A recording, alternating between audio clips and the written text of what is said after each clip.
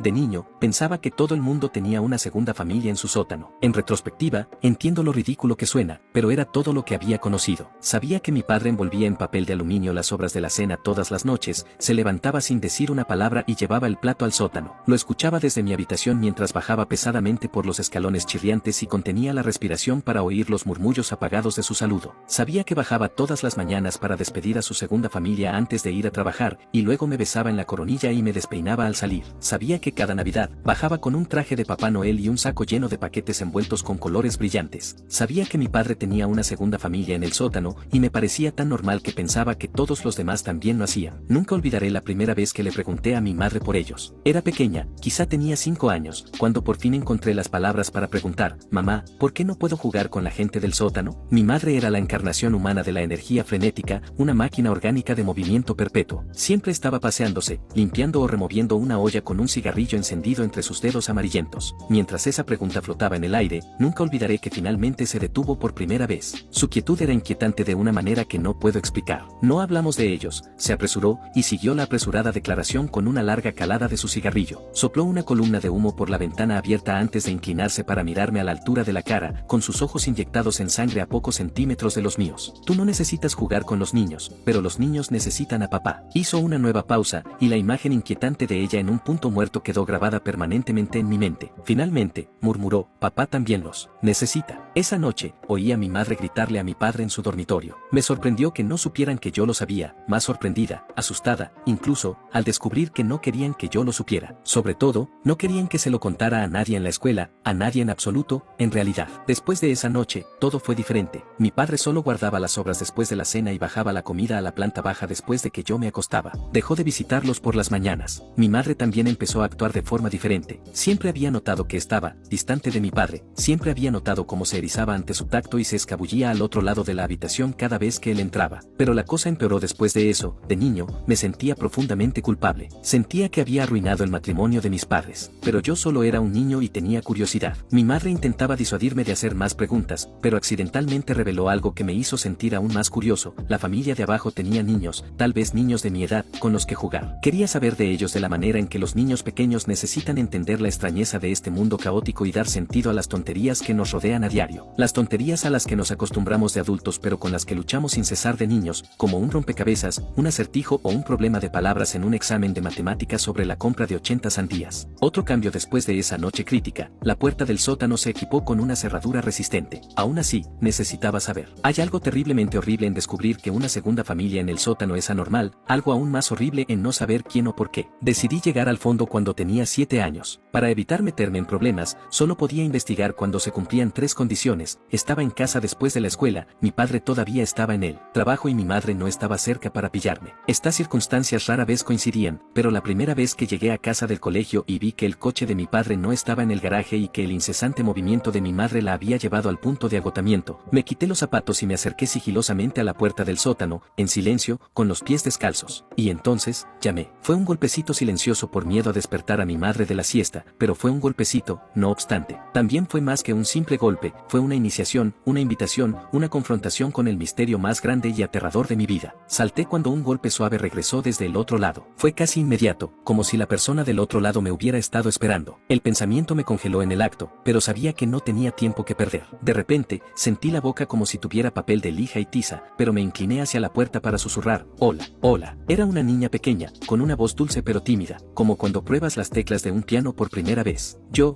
soy Ricky. ¿Cómo te llamas? Una larga pausa. Lila. Mi hermano se llama Isaac, pero no habla muy bien, pero aún es pequeño. Mamá dice que empezará a hablar cuando esté listo. ¿Hay 3 de vosotros ahí abajo?